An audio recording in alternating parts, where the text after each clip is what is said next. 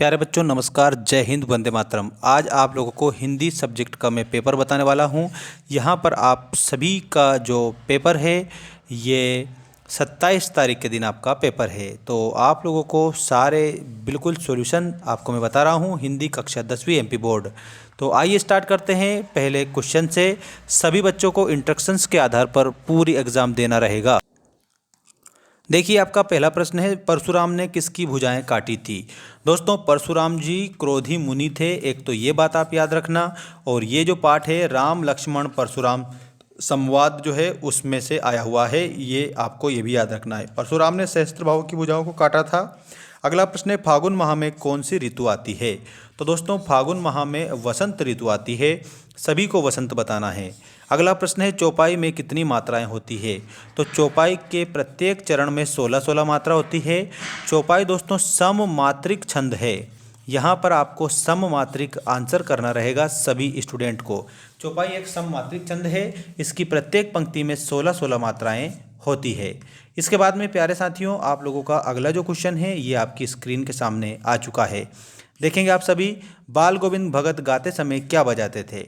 तो यहाँ पर आप लोगों को याद रखना है, बाल गोविंद भगत खंजड़ी बजाते थे। तो गाते समय खंजड़ी बजाते थे, कबीर को बाल गोविंद भगत साहब मानते थे। अगला प्रश्न है, दशानन में कौन सा समास है। तो दशानन में बहुव्रीहि समास आपका उत्तर के रूप में हो जाएगा। सभी बच्चों को बहुव्रीहि समास करना रहेगा, ठीक है, याद रखना, गलत कर मत देना बिल्कुल भी। इसके बाद में भारत का स्विट्जरलैंड किसे कहा गया है। तो जो कटाओ है ना, इसको भारत का स्विट्जरलैंड कहा जाता है। तो आप आंसर में कटाओ लिख देंगे।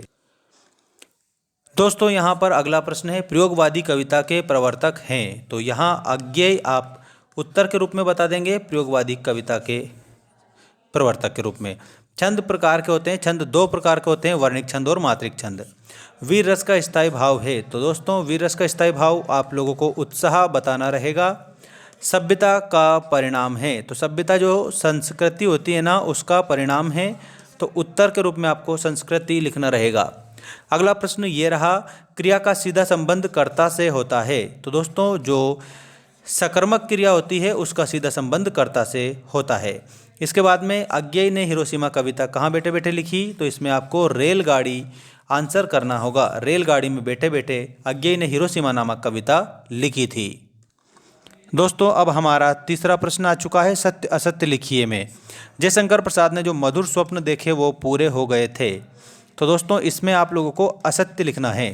अगला देखो, चौपाई छंद में 24 मात्राएं होती है। तो दोस्तों चौपाई जो है उसमें 16 मात्रा होती है, तो इसमें भी आप लोगों को असत्य लिखना है। बाल गोविंद भगत अपनी खेती की पैदावार पहले कबीर मठ लेकर जाते थे, ये बात बिल्कुल सत्य के रूप में बताना है। जिस क्रिया का प्रभाव कर्म पर पड़ता है वे सकर्मक क्रिया होती है। तो ये आप लोगों को क्या बताना रहेगा, ये आपको सत्य बताना है। सारे देश में आस्था अंधविश्वास एक से नहीं है। तो दोस्तों ये आप लोगों को कंप्लीट उत्तर के रूप में क्या बताना है, और ये आप लोग देख सकते हैं ये असत्य है आप लोगों का, ठीक है।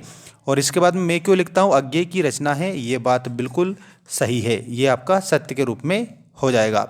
अभी आप जोड़ी आप देख सकते हो, ये आपकी जोड़ी आपकी स्क्रीन के सामने आ चुकी है, जो कि कंप्लीट आंसर करेंगे। योग का संदेश किसने दिया था।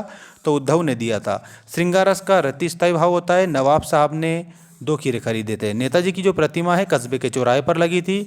परिमाणवाचक से क्रिया का परिमाण का बोध होता है, मैया कड़वा तेल लगाती थी।